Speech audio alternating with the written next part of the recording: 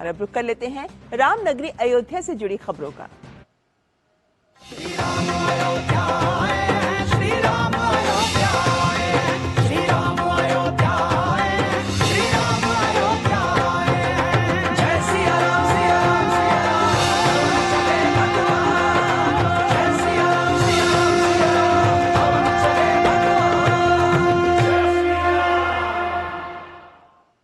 भगवान श्री रामलला की प्राण प्रतिष्ठा योग का शुभ मुहूर्त नजदीक आ रहा है।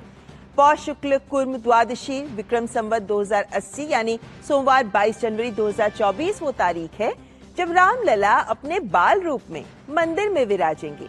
इसके लिए आज से प्राण प्रतिष्ठा का अनुष्ठान शुरू हो रहा है। आज प्रायश्चित और कर्म कुटी पूजन के साथ आयोजन की शुरुआत होगी। इसके बाद 17 जनवरी को मूर्ति को मंदिर में प्रवेश कराया जाएगा। प्रतिमा 18 जनवरी को गर्भगृह में निर्धारित आसन पर स्थापित कर दी जाएगी। 22 जनवरी को दोपहर 12:20 पर प्राण प्रतिष्ठा कार्यक्रम की शुरुआत होगी। पिछले 70 साल से पूजित वर्तमान प्रतिमा को भी नए गर्भगृह में ही रखा जाएगा। 5 वर्ष के बच्चे के रूप में रामलला की खड़ी प्रतिमा 150 से 200 किलोग्राम वजनी है। इसे कर्नाटक के प्रसिद्ध मूर्तिकार अरुण योगीराज ने कृष्णशिला पर बनाया है। केदारनाथ में स्थापित शंकराचार्य और दिल्ली के इंडिया गेट पर स्थापित नेताजी सुभाष चंद्र बोस की प्रतिमा के मूर्तिकार योगीराज ही हैं। वे मूर्ति 18 तारीख को गर्भगृह में स्थापित कर दी जाएगी। गर्भगृह में स्वर्ण मंडित द्वार की स्थापना के साथ ही भूतल पर सभी 14 स्वर्ण मंडित द्वारों की स्थापना की गई है। मंदिर परंपरागत नागर शैली में बनाया जा रहा है। मंदिर की लंबाई पूर्व से पश्चिम 380 फीट, चौड़ाई 250 फीट और ऊंचाई 161 फीट रहेगी।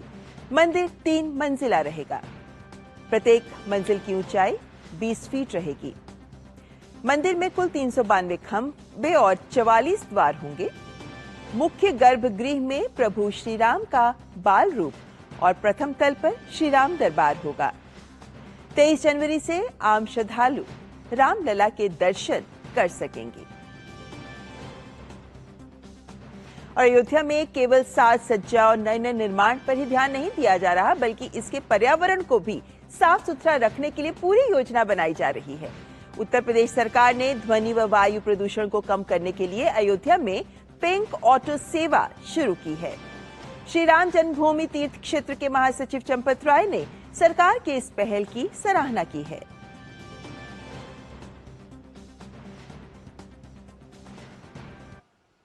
सड़क परिवहन के लिए कोई भी किसी प्रकार का प्रदूषण, ध्वनि प्रदूषण, वायु प्रदूषण, इस प्रदूषण से मुक्त ये वाहन उत्तर प्रदेश सरकार ने अयोध्या के जनता के लिए उपलब्ध कराया है। बहुत ही अभिनंदनीय, प्रशंसनीय प्रयास है और बड़ी संख्या में समाज को अधिक से अधिक सुविधा दिलाने का उत्तर प्रदेश सरकार का ये प्रयास, इसको मैं अभिनंदन करता हूं। निहंग बाबा फकीर सिंह के 8वें वंशज जत्थेदार बाबा हरजीत सिंह रसूलपुर ने अयोध्या में स्थित श्री चार धाम मंदिर में लंगर की सेवा शुरू की है। भव्य राम मंदिर के उद्घाटन के पावन पर्व पर अयोध्या में ये लंगर सेवा शुरू की जा रही है। इस अवसर पर केंद्रीय मंत्री मीनाक्षी लेखी ने प्रथम सेवा देते हुए स्वयं लंगर परोसा।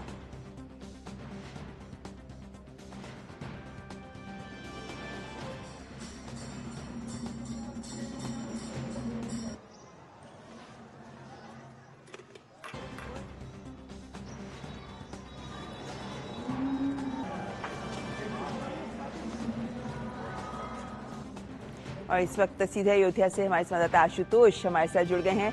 आशुतोष, हम देख रहे हैं कि किसी से कैसे कैसे दिन पर दिन राममय होती जा रही है अयोध्या।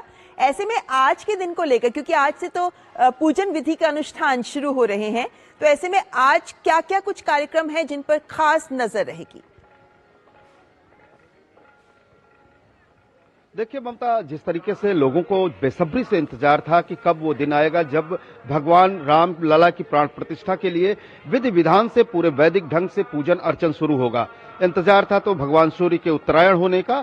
उत्तरायण होते ही सूर्य के कल से प्रफुल्लित मन से संपूर्ण अयोध्या में एक अलग सी खुशी दिखाई देने लगी और तमाम सारे मंदिरों मठों में राम नाम संकीर्तन के साथ बहुत सारे जो है गतिविधियां, रामलीलाओं का मंचन, तमाम सारे प्रवचन, ये सारी गतिविधियां संपूर्ण अयोध्या में इस वक्त चल रही हैं। और इसके साथ ही जैसा कि कल तीर्थ क्षेत्र ट्रस्ट के महासचिव ने बताया था, उसके अनुसार आज दोपहर से जो है 121 अर्चकों द्वारा जो है वैदिक विधि विधान से पूजन अर्चन जन्मभूमि परिसर में शुरू किया जाएगा। और इसके साथ ही जो है चंपत राय ने यह भी बताया कि इस संपूर्ण अनुष्ठान को पूर्ण करने के बाद जब 22 तारीख को जो है प्राण प्रतिष्ठा का अवसर आएगा, उस वक्त लगभग 8000 लोग उस राम जन्मभूमि परिसर में मौजूद रहेंगे, जिनमें 150 जो सनातन धर्म के विभिन्न संप्रदाय हैं उनके आचार्य और प्रमुख लोग रहेंगे। विभिन्न संप्रदाय और विभिन्न मठों के जो आचार्य हैं उन सबको आमंत्रित किया गया है। उसमें तमाम सारे लोगों की स्वीकृतियां भी मिल चुकी है। जिस तरह से 22 तारीख पर हवाई सेवा को लेकर के अयोध्या पर दबाव है, लगातार चार्टर्ड प्लेन यहां पर उतरना चाहते हैं, जिनके लिए सरकार व्यवस्था कर रही है अगल बगल के तमाम सारे हवाई अड्डों पर। तो कुल मिलाकर ममता, जो स्थिति अयोध्या में है, जो अब तक लोगों का आस्था थी, उस आस्था का अतिरेक पूरी तरह से प्रफुल्लित होकर के अयोध्या की सड़कों पर दिखाई देने लगा है। और उस प्रफुल्लित मन से जो है, जिस तरह से भगवान राम के लोग दर्शन चाहते हैं, प्राण प्रतिष्ठा के अवसर को किस तरह से वो देखें और किस तरह से उसमें भागीदार बने, इसके लिए तमाम सारे यहाँ उपक्रम चल रहे हैं। 22 जनवरी के परिप्रेक्ष्य में बहुत सभी की नजरें लगी हैं अयोध्या पर, लेकिन बहुत से श्रद्धालु ऐसे भी हैं जो अयोध्या का रुख भी कर रहे हैं। हमारे जो भी श्रद्धालु अयोध्या पहुंच रहे हैं, उनके लिए क्या कुछ विशेष सुविधाओं के तौर पर क्या कुछ विशेष कदम और उठाए जा रहे हैं? और ये भी बात कही जा रही थी कि एक ऐप भी लॉन्च होना था जो 14 जनवरी को होना था। तो जो श्रद्धालु पहुंच रहे हैं उन्हें किन बातों का खास ख्याल रखना चाहिए?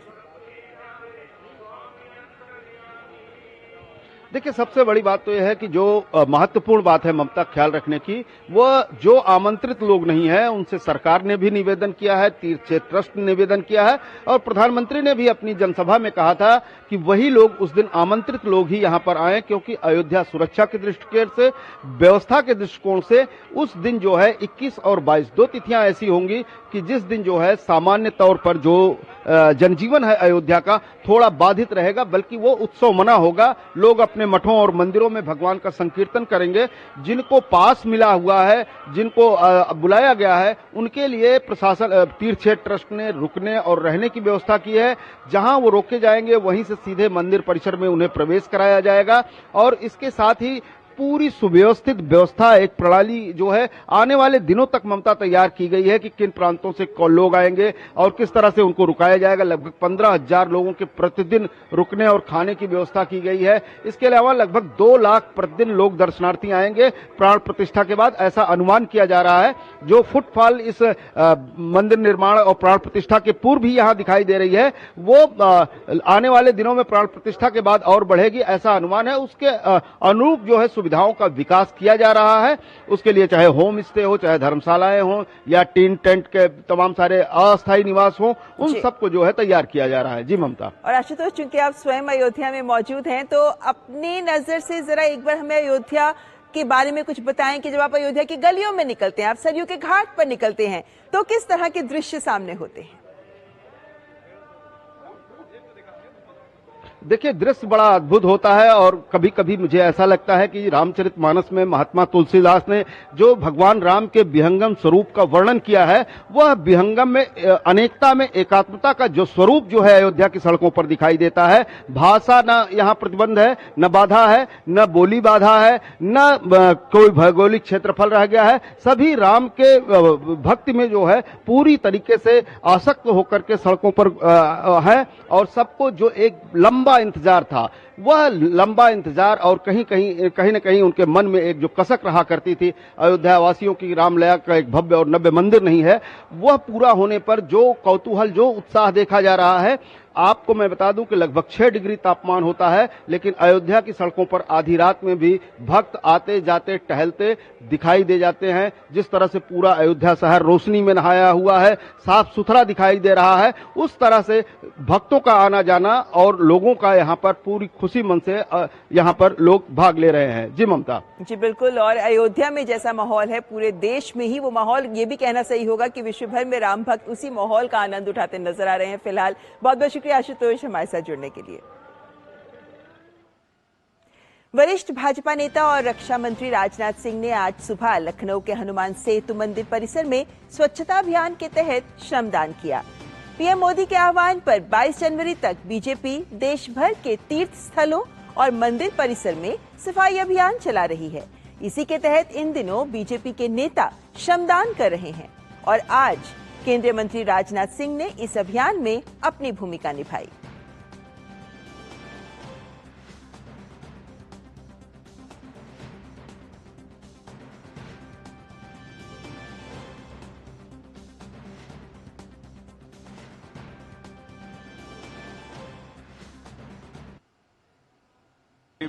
बाईस जनवरी को रामलला की प्राण प्रतिष्ठा हो रही है।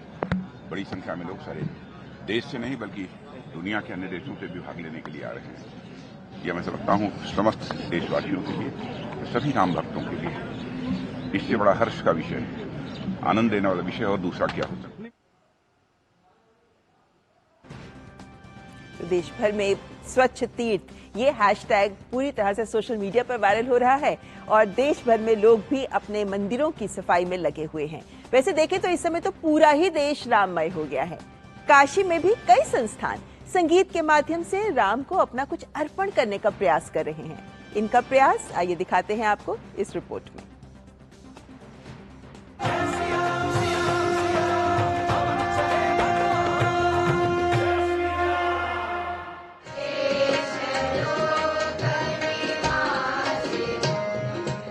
संगीत का जीवन में बड़ा महत्व है और काशी में लोग इसको समझते भी हैं। ऐसी ही बच्चियों और महिलाओं को संगीत सिखाने का काम करता है आवर्तन। इसी आवर्तन का वार्षिकोत्सव का कार्यक्रम है और शीर्षक भी राम के नाम पर है और अयोध्या में राम लल्ला की प्राण प्रतिष्ठा के मौके पर इनकी संगीत की प्रस्तुतियां भी राम को समर्पित हैं।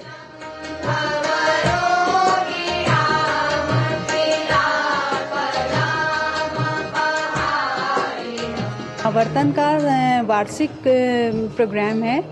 इसमें हम लोग एक प्रस्तुति दिए हैं रागों के ऊपर और एक राम भजन भी हम लोगों ने मिलकर गाया है, कोशिश किया है। जैसा कि हम सब जानते हैं कि 22 जनवरी को हमारे राम आ रहे हैं, तो उन्हीं के स्वागत के लिए, उन्हीं को याद करते हुए हम लोगों ने ये आज वार्षिक उत्सव रखा है। वहीं संस्था की संचालिका ने कार्यक्रम में आए प्रत्येक अतिथि को एक एक दिया देकर ये निवेदन किया कि 22 जनवरी को राम लल्ला की प्राण प्रतिष्ठा के शुभ अवसर पर इसे हर कोई अपने घर पर प्रज्वलित करे। ये वार्षिक उत्सव हम श्री रामचंद्र जी के नाम पर समर्पित किया है और सारे बच्चे राम जी का भजन गा रहे हैं और हर 22 तारीख को जो रामलला आ रहे हैं अयोध्या में, उसके लिए जितने लोग आज मौजूद हैं इस कार्यक्रम में, सबको एक एक दिया दिया गया है। काशी धार्मिक नगरी है, यहाँ इस तरह के आयोजन होते रहते हैं, पर इस बार मौका ज्यादा खास है क्योंकि राम लल्ला की प्राण प्रतिष्ठा है और राम तो आराध्य हैं, भगवान विश्वनाथ के भी। उसी भाव से काशी में भी लोग राम लल्ला के इस उत्सव में शामिल हो रहे हैं। वाराणसी से हरिकेश बहादुर सिंह गौतम की रिपोर्ट, टीडी न्यूज।